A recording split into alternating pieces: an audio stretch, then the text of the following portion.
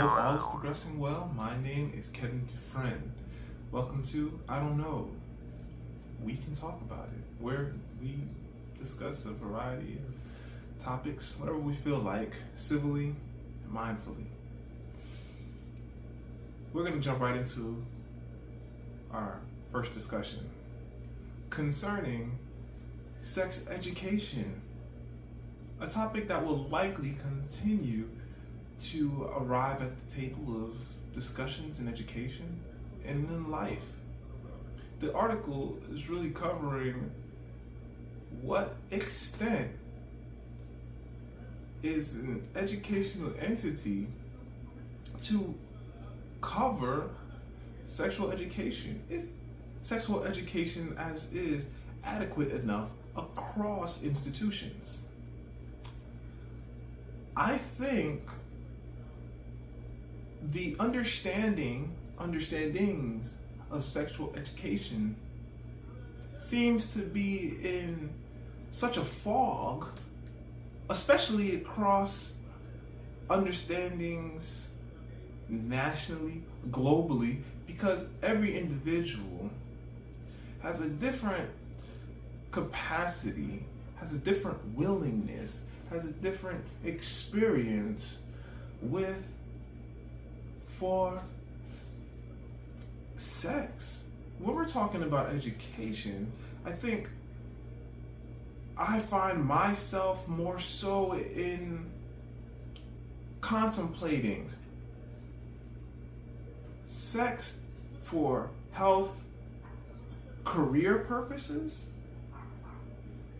sex for safe sexual purposes, sex for pleasurable purposes. When the conversations branching from sex veer into identity, I think the conversation we're really talking about is simply identity. Catering to what one chooses to be, how one wants to live one's life, is very different than a conversation that is branching from the core portions of the umbrella. Sexual conversations can vary so much. In academia, I think we're at a point nationally, especially if we're talking US, though globally, academia, in which individuals are able to have an option to opt into particular aspects of education. Reason being is because people are mindful, some more or less than another, about what the students, the individuals in the family, are learning. Grades are going to receive information differently, just as maturity levels are going to receive information differently. Processing as well will vary between age, grades, teachers. Myriad factors affect learning. So, I am always up for the teaching of basic, safe sex. How to use a condom. What kind of condoms are available? We have basics we can teach. Though when the conversation veers into pleasure, we're looking at a completely different set of boundaries. Are we really considering in education, when discussing sexual education, the parameters of sexual education? We have health, we have relational sexual education, which the pleasure portion is going to fall beneath. Just like with safe sex is really going to fall beneath all of them. Though the idea for health is to talk about different diseases, more of a medical approach. Whereas relational will be talking about consent and, of course, pleasure. And, of course, it's going to include little bits of other portions. Then, of course, we're talking about fetishes. If we're talking about sexual education, which I think a lot of these discussions happen in certain colleges. We're looking at wanting to have discussions which are in spaces, particularly in higher education, when we're talking about universities and colleges, where literally we being individuals discerning between when and where a particular type of education can be, are trying to figure out, do these elements of learning work in high school, middle school, elementary school, in homeschooling, whatever traditional or non-traditional learning environment.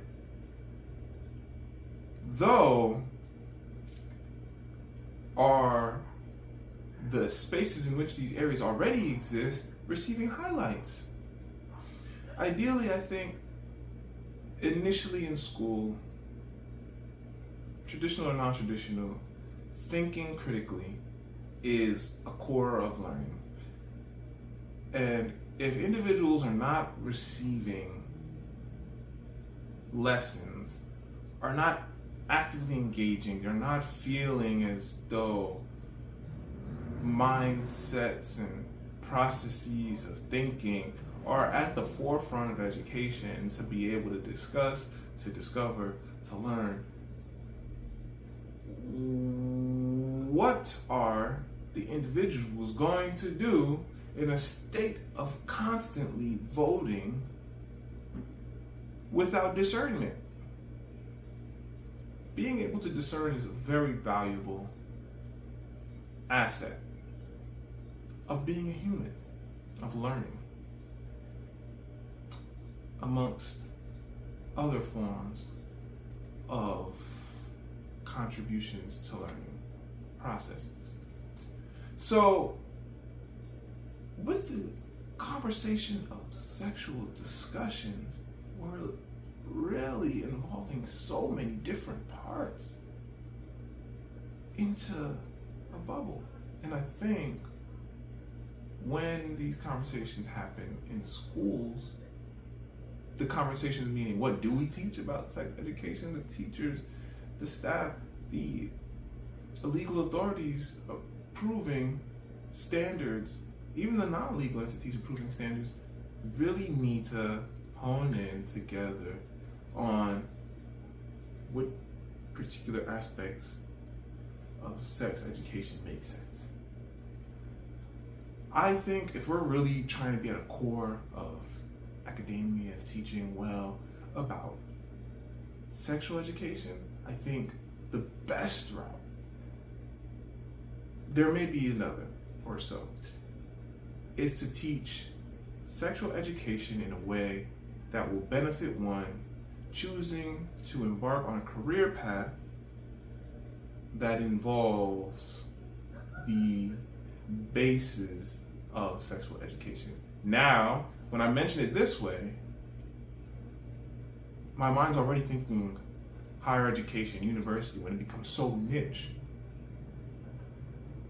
That's one of the reasons why I think simply teaching body parts and how to proceed with safe sex, maybe diseases, protecting against diseases, around that realm is good. Because otherwise, identity, a person will be trying to discover, expand, reignite, redevelop, self-culture, eventually get to a point of hopefully self-culturing at a latter point in life, if not already sure in youth. Because the world's going to change for the person as the person continues to grow.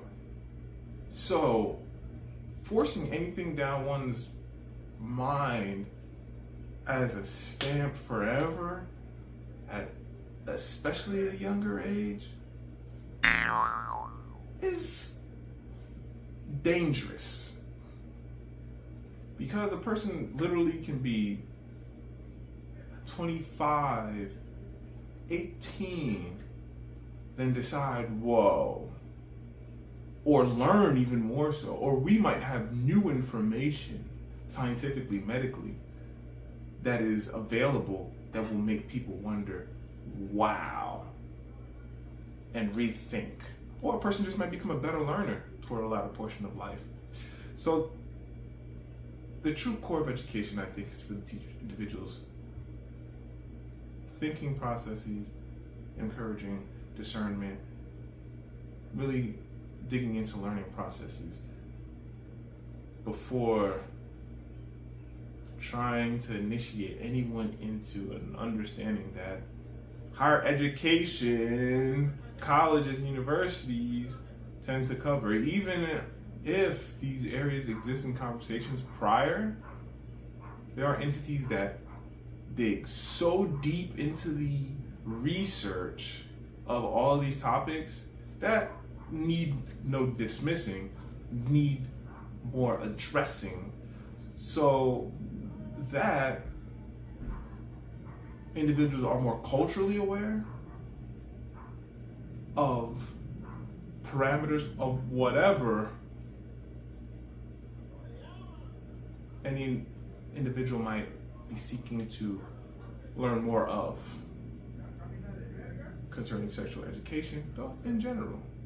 And that's really where I'm coming from. It's the point of saying, encourage learning before putting a metal stamp on an individual's mind. Because I know that having a one-track set for individuals may seem easy, and I don't want to say lazy. It may seem easy initially to get everyone doing work and moving forward, though teaching individuals to be able to move with the big picture, learn in the niche, move within these boundaries and different parameters of education of learning can be very valuable. These types of developments can transcend as well as escalate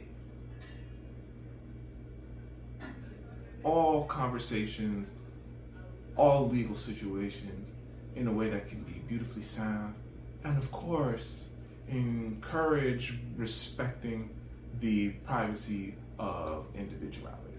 Because when an individual attempts to force an ideology on another, notice I say force because there are individuals that are in situations of indoctrination, especially at younger ages, that do not have a barrier of protection in those situations due to environmental situations. When a forceful situation is happening, one may consider the situation of a sort an attack. A war may ensue, a battle may begin against a very defenseless individual that is simply trying to do what? Learn, whether through a state of admiration, whether through a state of confusion, whether through a state of, I'm a student, you're a teacher, an authoritative, authorial, I'm going to say in a state of authority where one must listen to another respectfully, mindfully, because I know some students will be like, okay, thank you, and understand how to navigate authority, states of authority, I like to say, in particular ways, which make sense, which well round the world we live in, I think. So good to have individuals that vote vocally, especially in those settings, intellectually, mindfully, reasonably. So, encourage learning in general because life can be very long. So help individuals be aware of living a long life. Moving on to chat AI bots with personalities. I like the article mentioning the reality of situations concerning real individuals, like real acting partners or reimaginings of historical situations. We can think of when the 3D hologram performers come to stages and people have an opportunity to re-experience or experience for the first time a somewhat like similar performance from an artist. The differences, of course, vary so much between human and AI. Clearly, humans are able to respond more adequately, if you will, more sensibly, more reasonably, more connection with another human than AI might. The other aspect concerns the reality that an AI chatbot does seem to interfere with imagining. Imagination is very important. And I think having chatbot AI with a personality can be somewhat stunting to an individual's imagination, to an individual's thinking processes, especially since one is interacting with artificial intelligence or alternative intelligence. So with an alternate intelligence, well, in a situation where one is to be critically thinking, where one is to be imaginative, where one is to think, wow, this is the box. AI is working within the box. So how do I think beyond the box, what the box is? The last question is really where individuals need to be moving, especially as useful folks that are learning processes. If the learning processes are not of the sort, because of AI stunting, a human developing with the technology, chatbot AI, may always be looking for the type of interaction in later educational experiences. Here is one of the reasons that artificial intelligence through technology, robotics, can be somewhat stunting. I think individuals experience so in myriad ways today. Realistically, if one doesn't have a stove, a microwave, a heating apparatus that is in a modern kitchen, I like to say, a 2023 kitchen, I'll leave it at that. What will one do with the food? How will one cook? How many people know to start a fire? I'm not trying to be facetious and asking, well, how many people know fire can cook food? A fair question. The reality is, how many people understand cooking? You know, teaching how to boil water is real. So, I'm not knocking human intelligence. I'm encouraging human intelligence. I'm encouraging learning processes. And I'm encouraging individuals to discern. Because with so much technology seemingly automatic, we have to understand, being human beings, we have to understand we're very manual. So we really are in motion toward what we need in life. It's the reality. So I think chat AI bots won't take the place of a documentary that might be very valuable. No way. There are a lot of entities that work really hard and intelligently to be effective in teaching and encouraging others to teach and encouraging others to learn, so as to be more vocal, be more aware, be more mindful in voting processes. So, respecting professional work that already exists is very awesome, which I don't think is really on the table of a discussion I've come to yet, concerning the reality that chat bots, artificial intelligence, sometimes is really just a sneaky cut-in, like someone just jumping into a job and grabbing the job. Not to even say that the entity is doing the job well. We know that AI, artificial intelligence, is not a go-to sure thing. Though it's a topic that receives a lot of attention because it is doing just that. It's literally saying, hello, I'm taking your job. Or at least I'm going to be a voting voice. Though the voting voice is an accumulation of human intelligence, at least processes of human intelligence. So, with this understanding, we're going to proceed with the next portion of our show, which concerns origami. I want to remind everyone that I don't know, we can talk about it. Works in tandem with Pieters.com. Yes, the form of Pieters. So please, if you're not already familiar, take a moment here to become familiar of how you may access Pieters.com, particularly the forum area. If you have an interest in any other portion, by all means, go ahead, explore the website. We'll be right back.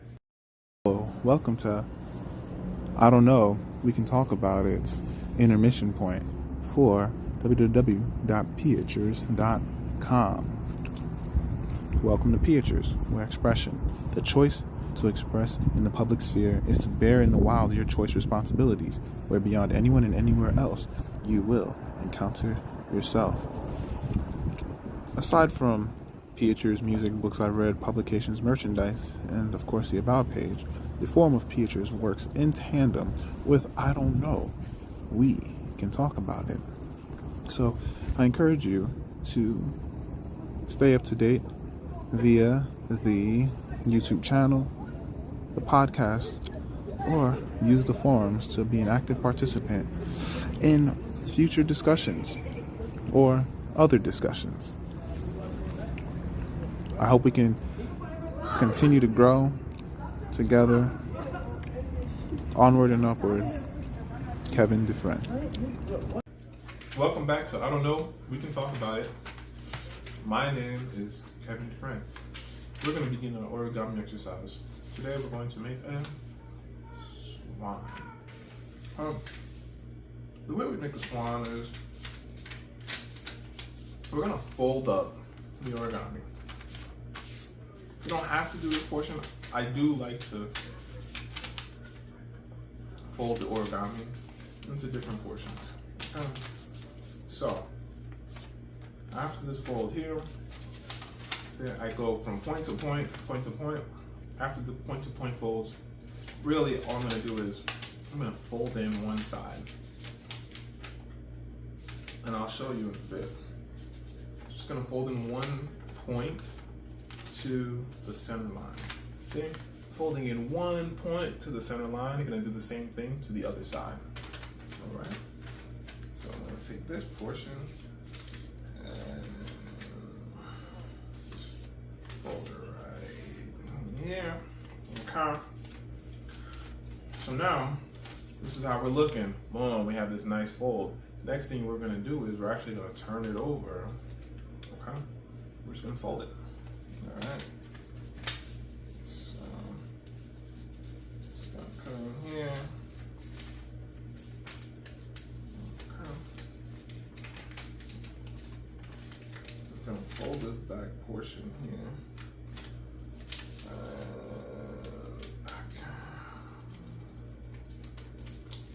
Good.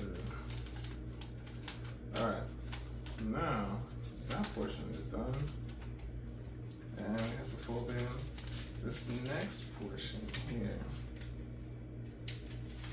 Now, this portion is done. Okay. And so one thing to do is just to fold in, again, gonna fold it in here. This portion here. And I'm gonna show you in a little bit so you can see. So after folding in, and you can do this on the other side if you like, but we're gonna just take this, you see this is right here, we're gonna fold that in. Okay. So fold this little portion in. Good. And just fold this in here. Good. Look at that. Voila. Alright, boom. We fold this in right here. Perfecto. Now what we're gonna do is, well, we're gonna just zoom in here and we're gonna fold it. So we'll call this a mountain fold. So you take it, we're just gonna fold it. Depending how you look at it, but I'm just gonna fold it back inside. So all the parts I fold on top of, I'm just gonna fold it in. Bam! Right here. Okay? So the next step is we're going to actually fold this down. So look here, you're gonna fold, and the best way to explain it, I think, at least one good way to explain it, see the big portion at the end? You're gonna fold this down here. See that angle here? Down away from the big portion. So that when you flip it, here we go, we're gonna get a flip here. When you flip it, and you can open it up, you can just flip it however you like. But when you flip it, voila. Then you get, oh, we're doing some early pre-folding. Then you get this portion here. The next step is to get your head, and we're gonna do a similar thing here, except when you do this one, just get it, so your head's you're gonna want your head to eventually be splitting like this. So, I'm just gonna take it, open it up, and I have a little rip here, but you know what, it shouldn't even matter. Yeah, so there we go. Yeah, there you have it, boom. So this right here is that initial fold. Now what we're gonna do, what we can do here is give it a little bit of another fold here. So we're gonna have it, it's gonna have a little bit more depth, if you will. So I like to just fold it up here, fold it up, just like adding another fold. This time with this fold, you don't actually go too far. And you just kind of bring it in here, then you give it a home. The swan fell. So when I say that, basically you just open it up here, and give this fold here. So here you go. And I just press it back in.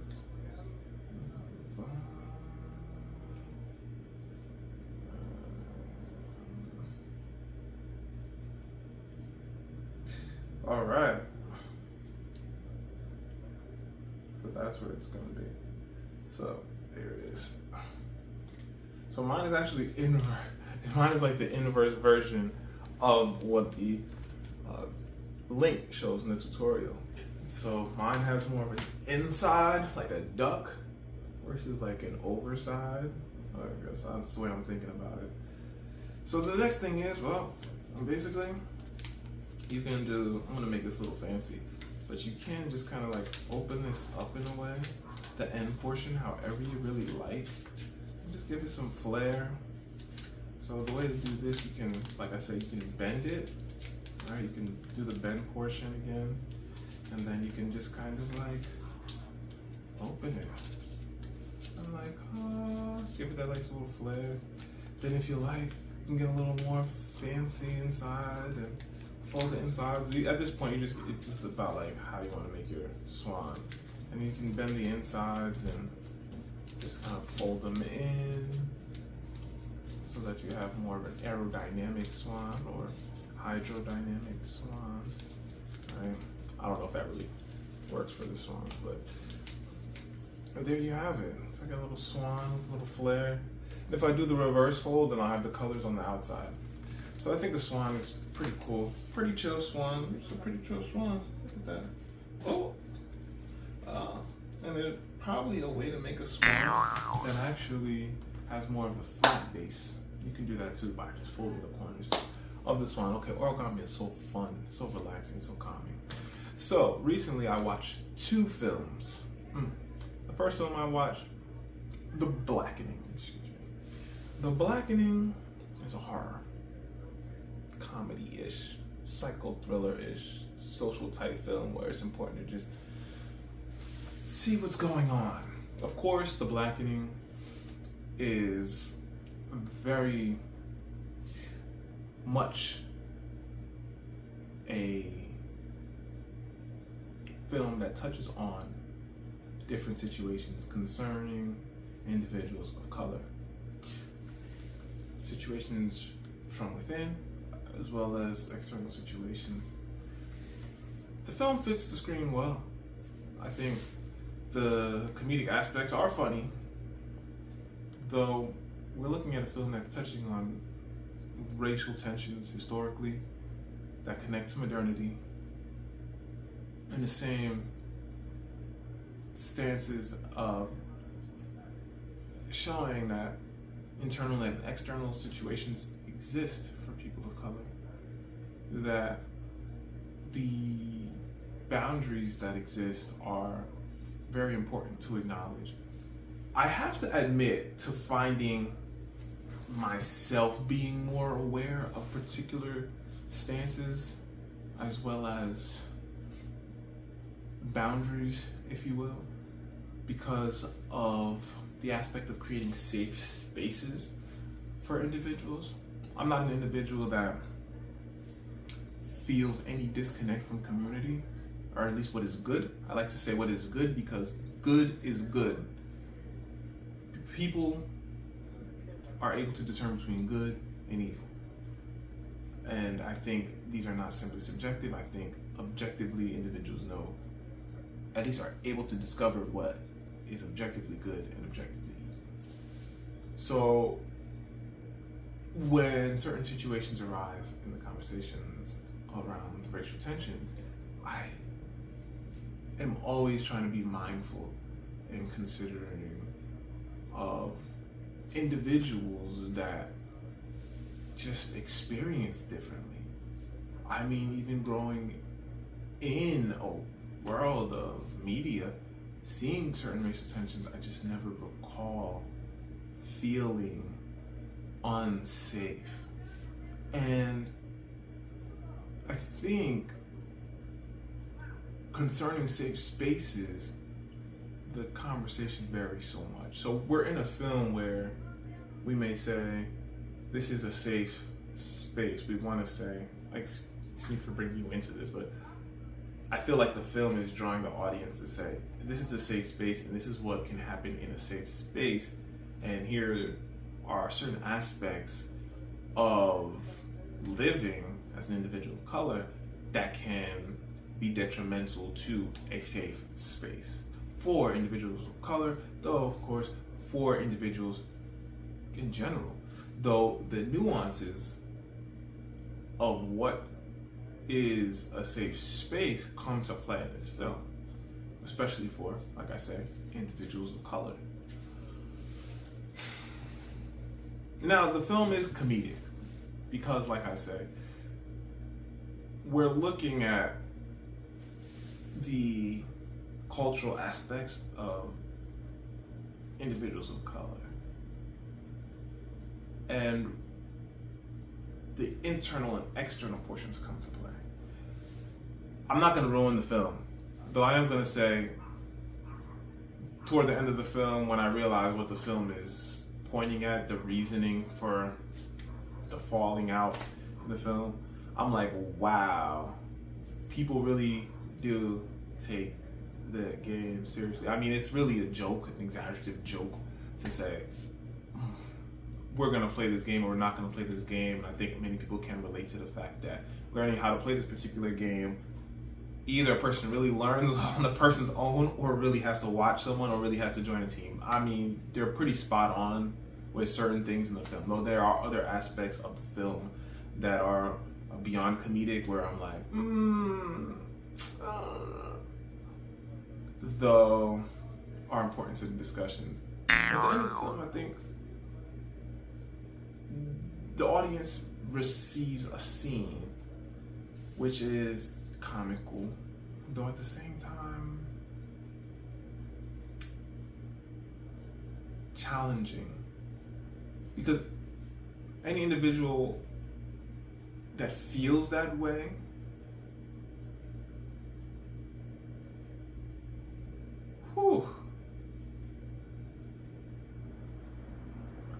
how does one even navigate life feeling unsafe? I think an aspect the film does bring to attention is the portion of media attention, though not to a degree that I think is completely relevant, though we're constantly looking at a screen for an understanding, and then it's just like a game of telephone and people are just trying to connect through this disconnect, if you will. So word of mouth in a way, and how that translates from being on the screen to being a reality. The film has deep points. I'm not gonna stunt. The writing, the directing comes along well. The acting partners fulfill the film well. The scenes are very sound. I think the points about even a cop that is aware can be tricky because a cop is working through so many boundaries, and if an individual doesn't feel safe around a cop, then how does an individual navigate? I mean, the film is really, really intense. It does cover a lot. And I think also the film does bring a lot of points where one can say, I can learn more from this experience because I understand that there's a depth. And the film really goes from like surface to like, whoa, real quick. Then it goes right back to surface. Then it's like, is this what we're really dealing with on the surface? And everyone's coming from a different situation, dealing with something differently because of how the person is. And of course, then there's just like the regular things that everyone deals with, because everyone in a sense can relate to these aspects. It's not just for individuals of color, though, like I say, there are points considering what makes a safe space. That is when the challenges appear in the film to say, is it a safe space? Am I in the space to say these types of words? I don't use the N-word. I'm not a fan of the film using the N-word so much, though I understand how some might navigate the sentiments behind using the N-word. And then of course you have this like whole relationship situation of just being in a relationship. And they don't really touch too much on the relationship aspect, though it is a heavy topic throughout the film, just concerning, is a person really different? How's a person really navigating a relationship? Does a person really change? How can one really tell? That's The Blackening, though. I think the film is worth watching, especially for anyone that's looking for a film to get into particular types of discussions about racial tensions. Though I always feel like a film like this really needs some assistance. Watching a film that has a lot of challenging situations, racial tensions, is usually very helpful when someone is watching with a party of different perspectives, aware, mindful individuals. That's how I feel about it. Because the film doesn't give so many perspectives, more so beyond challenges. Like a film like Remember the Titans might, for example. Okay, the next film is Meet the residents of Element City. Air usually has their head in the clouds. Oh, my new jacket! Earth can be a little seedy. Nothing weird going on here. Just a little pruning. Water is always getting into something.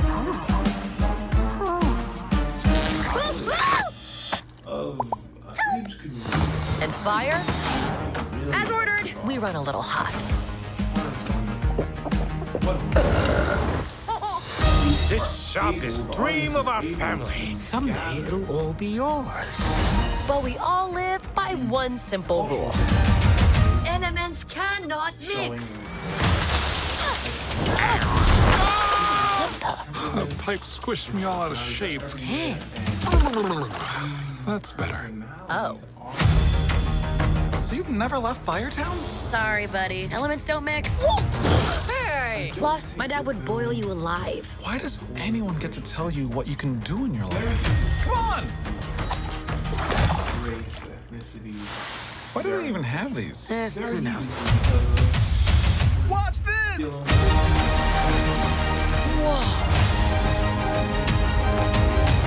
Ember, I see a change in you. What, hair guy?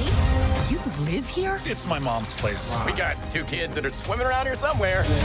Orca! Follow!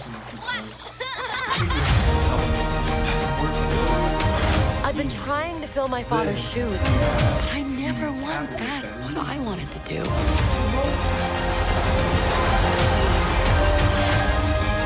Try this. Dad, those are too hot. I love hot food.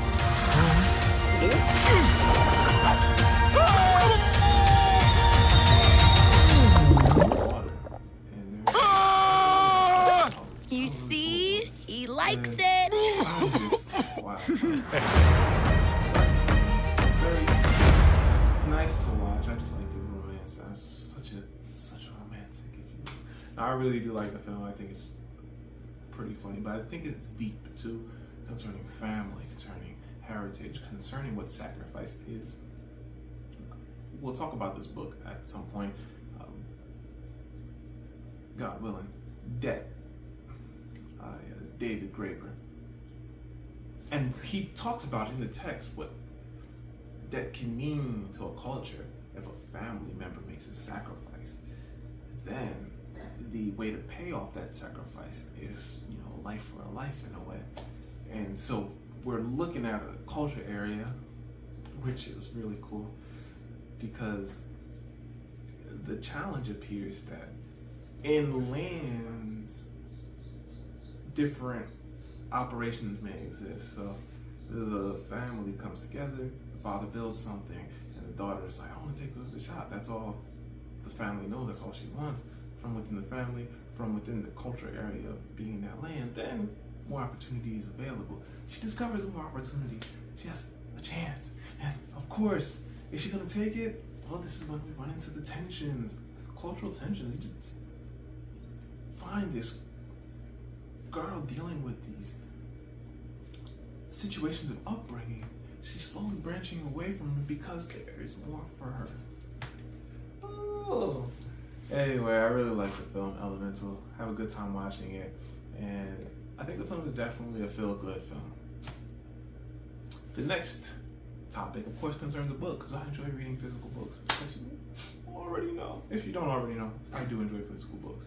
This book is a book about Earth. I love the Earth.